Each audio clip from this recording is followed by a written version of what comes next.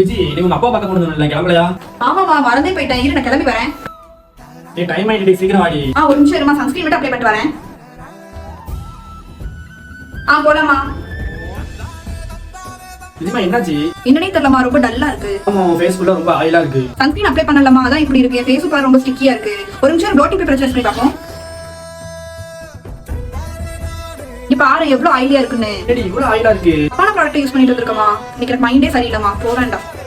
The next day. So இன்னைக்கு நான் shopping கிளம்புறேன். இப்ப சன்ஸ்கிரீன் அப்ளை பண்ண போறேன். லாஸ்ட் டைம் இதை யூஸ் பண்ணனால தான் என் ஃபேஸ் ரொம்ப ஆயிலா இருந்துச்சு. இனி இது தேவைப்படாது. அதுக்கு தான் நான் யூஸ் பண்ண ப்ராடக்ட் டர்ம்டாக்கோட 4% நியாசனமைட் சன்ஸ்கிரீன். இந்த சன்ஸ்கிரீன் பர்பிள் கலர்ல இருக்கு. பார்க்கவே சூப்பரா இருக்கு. நோ ஒயிட் காஸ்ட், 4% நியாசனமைட் இருக்கறதுனால ஸ்கின்னை பிரைட்டா வச்சுக்குது. ஷைன் ஃப்ரீ ஃபார்ம்ல இருக்கு.